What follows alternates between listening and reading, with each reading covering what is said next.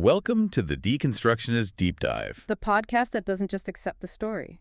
We break it. Yeah, we don't just ask if the machine works, we expose the blueprint. We dig into the pieces, the rhetoric, the hidden power structures. And expose the machinery inside. Okay, let's dive in. What if everything about the pull yourself up by your bootstraps mindset isn't just wrong, but is designed to keep you trapped? Yeah.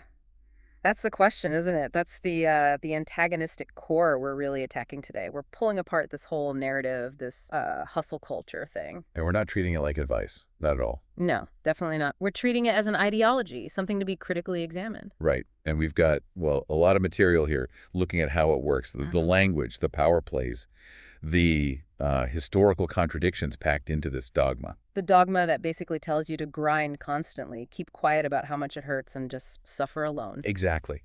So our goal for you listening isn't about saying, don't work hard. That's not the point. No, that's a false choice they set up. What we want is to give you the tools. The scalpel, maybe. Yeah, the scalpel, to see the actual system underneath all those motivational quotes you see everywhere. To really see who's benefiting when you're told your pain is, well, a good thing. Okay, so let's start at the beginning.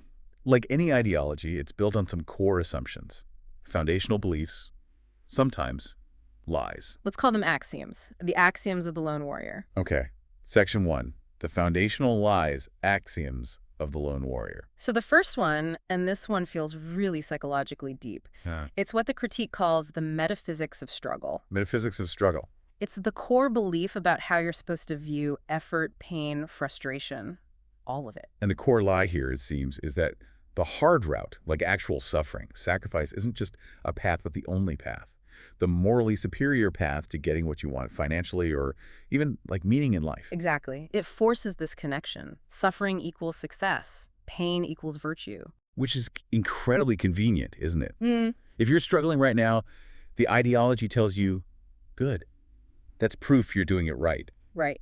Your struggle isn't a sign that maybe the system is broken or that you need help or that things need to change. No, it's reframed instantly.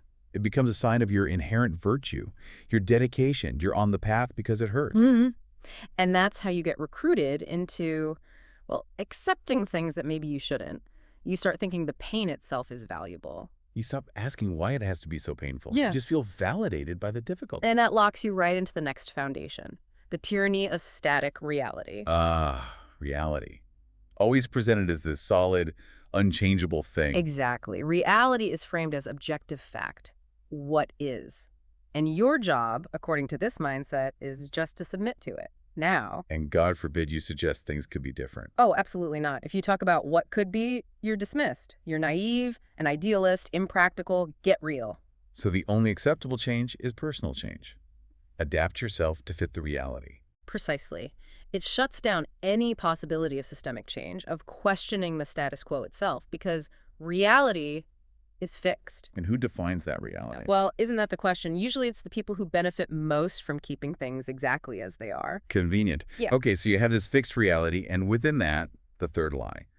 The myth of unmediated meritocracy. The classic. Your success or failure is only about your individual effort and choices. Full stop. If you made it, you worked hard enough. If you didn't, well, that's on you. Lazy, wrong choices, whatever. It's a perfect closed loop. But it only works if you pretend something crucial. You have to pretend the playing field is level. Yeah. Perfectly level. For everyone. Yes. Which means all those other factors, race, gender, where you were born, who your parents are, the economy, all that gets minimized systematically. They become, what? Just little hurdles, personal challenges you overcome with grit. Exactly. Not systemic barriers, just incidental obstacles. A bit of headwind. Because if the field isn't level, the whole effort equals outcome thing just collapses. So the ideology just insists the field is level and blames the individual for any gaps. And to keep you focused on your individual struggle, they need an enemy. Which brings us to number 4. The antagonistic society. Yeah, this is where society, this big, vague blob, gets turned into the villain, a monolithic them. They actively want you to fail. Why? According to the narrative, to make you dependent on the government, on handouts, on collective structures. It's designed to make you angry. Ah, so it manufactures outrage. Gives you someone easy to blame. Totally. Instead of looking at, say, complex economic policy or historical injustice, you just get to be mad at society or the system in this really generic way. It's a straw man. Keeps you busy fighting shadows while the real power structures. Continue operating just fine. And the goal they dangle in front of you is just as slippery. The cult of the undeniable. Becoming undeniable. Sounds powerful. It does, but what does it actually mean? It deliberately mixes up objective skill, like actually being good at something, with subjective validation, getting recognized by the right people. So you could be amazing, but if you don't get the nod, you're still denial. Yeah, you haven't worked hard enough. It's a goalpost that's designed to keep moving. So you never actually arrive. You just keep chasing. Perpetual striving, sold as the path to victory. Perpetual motion, yeah. And if you dare point out any of these inconsistencies or your own real struggles, well, that brings us to the final foundational lie, the kill switch. The pathologization of victimhood. This one is brutal. It says that simply acknowledging injustice like sexism, racism, poverty, trauma is the same as adopting a victim identity. And that identity is framed as toxic, self-defeating, weak. It's the ultimate shutdown. Because if you point out the game is rigged or that you faced real obstacles not of your own making, you're immediately accused of choosing victimhood. And choosing victimhood is like the cardinal sin in this world, so you just shut up. You shut up. It invalidates any external critique, any analysis of inequality, any talk of actual harm. Silence is strength, apparently. Okay, wow. So those are the foundations, the axioms. Once those are in place, they lead to some pretty specific instructions, right? Behavioral commands. Absolutely. And these commands aren't just about working hard. They're very much about keeping you isolated. Functional isolation. Section 2, the commands of hyper-isolation. Where does it start? It starts with forcing you to internalize all failure, the conclusion of total responsibility, the self-blame mandate. Right. You are where you are only because of what you did or didn't do. Exactly. Past actions, past choices. That's it. It connects directly back to that myth of meritocracy. It has to. Otherwise, the logic breaks. Yeah. It wipes out any room to even think about systemic factors, history, luck, environment. None of it. Didn't wake up at 4 a.m.? Your fault. Didn't close the deal? Your fault. Didn't anticipate the market crash? Your fault. The entire weight falls on you. Which must create immense pressure. Unbelievable pressure. And that pressure cooker pushes you towards the next command, maybe the most damaging one. Hyper-individualism and isolation. This is the go it alone part. And then some. The mandate is stop identifying with groups, stop identifying with excuses, identify only with the work. The work becomes your identity. And this is crucial. You're explicitly told to cut ties. Cut ties with who? Anyone who doubts the path, anyone who expresses concern, friends, family, even partners if they haven't achieved the right level of material success or don't buy into the ideology. Separate from the losers or the doubters? It's the isolation mandate, and we need to be really clear about what this is. It's a classic control tactic. Like in cults. Exactly like standard cult practice.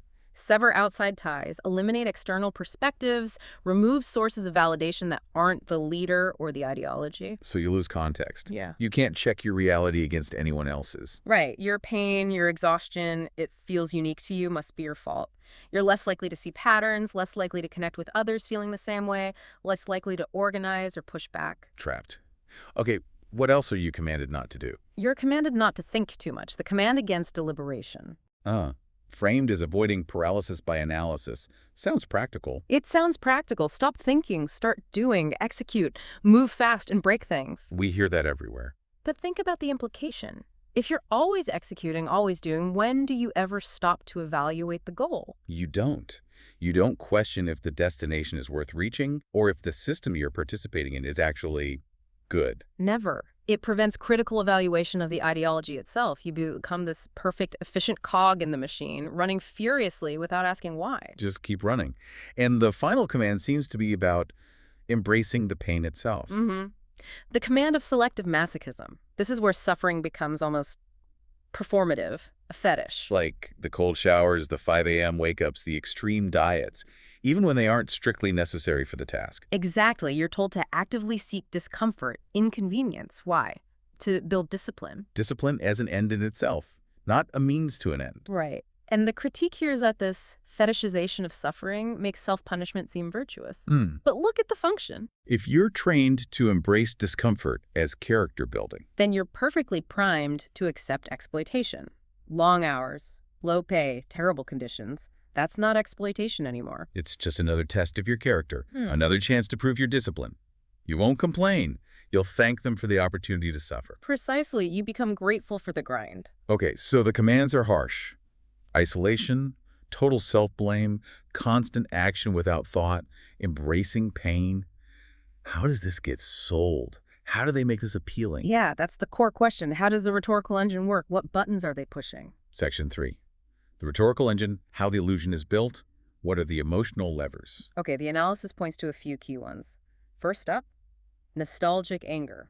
Nostalgic anger, how does that work? It's the classic origin story. The speaker shares a personal anecdote. My teacher told me I'd amount to nothing. My old boss laughed at my idea. The guidance counselor dismissed me. The underdog narrative. We identify with that. We've all felt underestimated. Exactly. It creates instant emotional trust. This person gets it. They fought the system. They overcame the doubters. They proved everyone wrong. They must be telling the truth. Establishes them as the relatable, brave truth teller. Connected to that is manufactured outrage. This is more direct. How so? The speaker strategically expresses anger, but not at specifics, at these vague, caricatured opponents. Those people who want handouts, the system designed to keep you down, teachers telling poor kids they can't succeed. Right, targets that are easy to dislike without needing any real detail or nuance. It positions the speaker as this brave warrior fighting the lazy, corrupt consensus, and just by listening, you feel you're part of the enlightened, morally superior few. An instant us versus them. Yeah, Very satisfying emotionally. very. Then there's the Spartan appeal. Spartan, like toughen it out. Yeah, the glorification of solitude, extreme effort, emotional stoicism. It makes the follower feel special, exceptional. I can endure what the soft, average masses cannot. Precisely. Your suffering isn't just necessary, it's a badge of honor. It proves your superiority over the herd. Makes you feel powerful even when you might be powerless. And the final lever, maybe the deepest one, fear of mediocrity. Oof. Nobody wants to be average. Nobody. This ideology weaponizes that deep-seated anxiety, the fear of being ordinary, anonymous, lost in the crowd, part of the bigger group of losers. So you run. You hustle constantly just to feel like you're escaping that fate. Ceaseless action becomes the antidote to the fear of being nobody. It's a powerful motivator. Okay, so those are the emotional hooks. What about the logic? Where are the weak spots, the flaws? Well, the biggest one underpinning the whole hard work guarantees success idea has to be survivorship bias, right? Combined with the just world fallacy. Absolutely critical. The narrative only shows you the winners, the handful who made it through the grinder. You never hear from the thousands, maybe millions, who worked just as hard, suffered just as much, but failed. Their stories are invisible. Completely erased. And what else gets erased? The prerequisites, the hidden advantages, Like inherited money, connections, the right background, sometimes just dumb luck. or the exploited labor that enabled that success. You can't have a few massive winners without a large base supporting them, often unknowingly or unwillingly. The system needs that imbalance. Okay, what about the antagonistic society idea? Pure straw man argument. It's a distraction tactic. Yeah, so? It takes complex realities, social contracts, economic policies, government functions, and turns them into this simple cartoon villain. Society wants you to fail. So you fight the cartoon instead of analyzing the actual structures. Exactly. It gives you something easy to punch, channels your anger away from productive analysis, diverts your energy. And finally, back to the victimhood thing. Yeah. You called it a false dichotomy. Yes. The pathologized victimhood argument creates a false dichotomy, a fake choice. Either you're a stoic warrior or you're a pathetic victim. No in between. Right. And this is so dangerous because it goes against everything we know about healing, especially from trauma. You mean like trauma-informed therapy? Exactly. Acknowledging harm, naming injustice, understanding systemic impact, these are necessary first steps for psychological recovery and for moving forward constructively. But the ideology forbids it, calls it weakness. It mandates silence. It conflates acknowledging reality with choosing passivity. So people suppress legitimate pain, legitimate grievances, thinking it makes them strong. when really it just keeps them isolated and stuck. Hmm. Prevents collective understanding and action. Okay, so to really nail this down, we need context. These ideas didn't just appear out of nowhere. They have historical roots, philosophical echoes. Right. Section 4. The historical and philosophical deconstruction. Let's start with the myth of the hard grit. Where does that come from? Well, the most obvious ancestor is the Protestant work ethic. Max Weber stuff. The idea that hard work and success were signs of God's favor. Basically, yeah. Suffering, discipline, and especially accumulating wealth, these became secular signs that you were virtuous, maybe even one of God's elect, in the old Puritan view. So hustle culture is like that, but without God. Success is proof of your superior discipline and willpower instead of divine favor. Pretty much. Poverty or failure isn't just unfortunate, it's a sign of moral failing. Laziness. Lack of grit. But that's just one way to view work and effort. Oh, absolutely.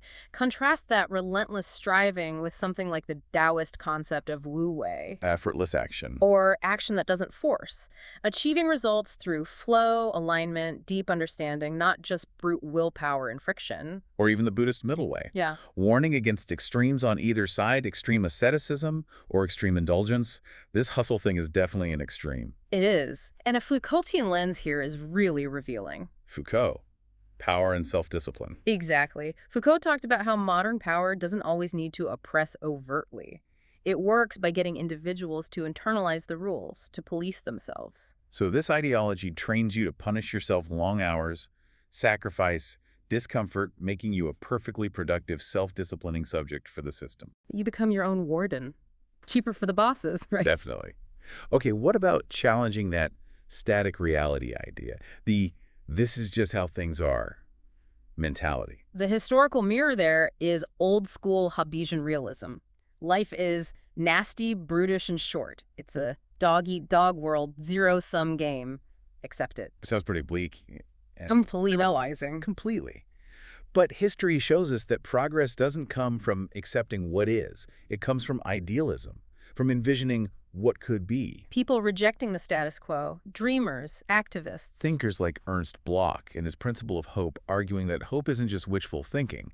It's a fundamental, rational part of being human, driving us towards a better future. Or Marx's famous line, the point isn't just to interpret the world, but to change it. Right, so this constant focus on accepting reality is fixed. That's inherently conservative. It's the ideology of the status quo, designed to resist change because change threatens established power. Makes sense. Now, hyper-individualism, the lone wolf thing. The philosophical parent here is clearly neoliberalism. Okay, how so? Neoliberalism, as an economic and political philosophy, fundamentally frames systemic problems, poverty, healthcare crises, unemployment as individual failures. You lost your job because you weren't competitive enough, not the factory closed because of global capital flows. Exactly. It's always your fault. The only solution is for you to adapt, reskill, work harder. Never change the system itself. It shields the economic structure from critique. But there are strong counter-ideas, aren't there? Absolutely. Think about Ubuntu philosophy. I am because we are. Oh, yeah. My humanity, my existence is tied up with yours. Community isn't a weakness, it's the foundation of being human. The complete opposite of the lone wolf. Totally. And critical theories really hammer this home. Critical race theory, feminist standpoint theory. They demonstrate conclusively that systems are often designed to produce unequal outcomes. The game is rigged, demonstrably. So telling people to just play harder as individuals is inadequate at best and deliberately misleading at worst. It ignores the structure.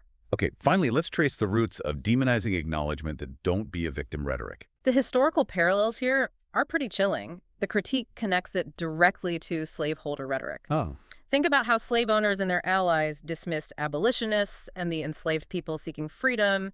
They were framed as complainers, troublemakers, ungrateful, people who just needed to accept their lot with more fortitude. And the Uncle Tom narrative, too. Praising those who suffered silently while condemning those who protested. Exactly. Vilifying protest, vilifying the act of naming injustice while praising quiet endurance. It's a way to maintain control by dictating acceptable forms of response to oppression. Suffer quietly, noble, speak out, weak victim. And the modern counterexample. The sources point strongly to movements like #MeToo. What was its power? collective testimony, people breaking the silence together. Using the very act, the ideology forbids acknowledging shared harm, naming the system as a tool for liberation and justice. It shows that acknowledging pain isn't weakness. It's the first step towards demanding change. It's essential for healing, both individually and collectively. Okay, we've broken down the lies, the commands, the rhetoric, the history. Now, the final layer. Who actually benefits from all this? Kubino. Section 5. Structural deceptions and who truly benefits. Let's follow the money, follow the power. Start with the stoic hustler persona. The ideal worker who suffers in silence, never complains, just endures. Who wins there? Primarily, existing patriarchal structures and, frankly, employers think historically again. Like those Roman Stoics Seneca, Marcus Aurelius preaching endurance while owning slaves. Precisely. Telling the oppressed to endure hardship philosophically is a great way to maintain the status quo without rebellion. Modern hustle culture often serves the same function. Keep workers docile, self-policing, focused on internal grit rather than external conditions like wages or hours. Okay, what about the goal? That constantly moving target, the undeniable carrot. Who benefits from a goal you can never quite reach? The people selling you maps. Exactly, the guru industry. Coaches, authors, seminar leaders, course creators. The whole ecosystem thrives on perpetual striving. Because if you never arrive, you always need the next book, the next program, the next secret. Right. The failure is always yours. Lack of discipline, didn't implement it right, so you keep consuming. The sources explicitly call it the myth of Sisyphus. You're sold empowerment, but it functions as an endless revenue stream based on your guaranteed failure to reach the shifting goal. Grim. Okay, the erasure of privilege. Pretending the playing field is level. Who benefits? This primarily benefits systems of white supremacist patriarchal capital. It's identified as a kind of secular Puritan predestination. How does that work? If the field is level, which it isn't, then existing inequalities, wealth gaps along racial or gender lines must be due to inherent differences in worth, discipline, or ability. It justifies the status quo. So people who benefited from privilege can claim it was all just their own hard work. Masks the systemic advantages. Perfectly. It launders privilege into virtue, which connects to the next point. The noble winner narrative. The historical revisionism. Yeah, this idea that the winners deserve it purely because of their character and effort. Think of Andrew Carnegie and his gospel of wealth. Justifying massive inequality by saying the rich were morally superior and best suited to manage wealth for society. Right. It benefits all hierarchies. It allows those at the top to frame their success as earned virtue, hiding the exploitation, lobbying, structural advantages, or sheer luck that might have been involved. Ruthlessness becomes rebranded as noble striving. And let's not forget the isolation mandate, cutting people off. Who benefits most when you're cut off from outside support and perspectives? The guru, the leader, the ideology itself. Exactly. It maximizes guru and cult dynamics. An isolated follower is a controllable follower. No reality checks. Total dependence on the approved source. So putting it all together, what's the ultimate synthesis? The master deception. The endgame is this. The very outcomes of an oppressive system, inequality, debt, lack of opportunity, precarity, are brilliantly reframed. They're presented not as system failures, but as, what, natural law. Natural law, reality, combined with your individual moral failure. You're struggling because you didn't hustle hard enough, not because wages have stagnated while costs soared, or because opportunities are structurally limited. So the core revelation, this whole ideology is basically propaganda. It functions as propaganda in a class war, essentially. It recruits you, the individual, to fight for the interests of the powerful, the ones benefiting from your cheap labor and compliance. How? By making you misidentify the source of your pain. You blame yourself or that vague society straw man instead of the actual economic and political structures extracting value from you. Wow.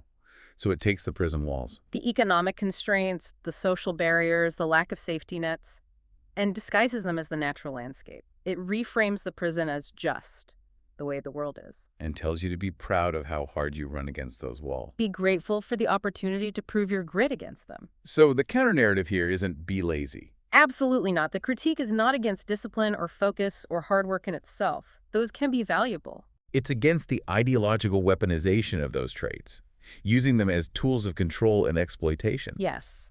True liberation, the sources argue, starts with rejecting the lone wolf fantasy, seeing the game for what it is often read, And then replacing that isolated self-blaming grind with collective solidarity, with connection, with rigorous structural analysis, understanding the system so you can actually target the real problem. Stop running on the treadmill and start figuring out how to dismantle the machine. Exactly. So now, you listening, you have the blueprint, you see how the pieces fit together. And the point isn't to make you feel hopeless or paralyzed. No, not at all. The point is empowerment.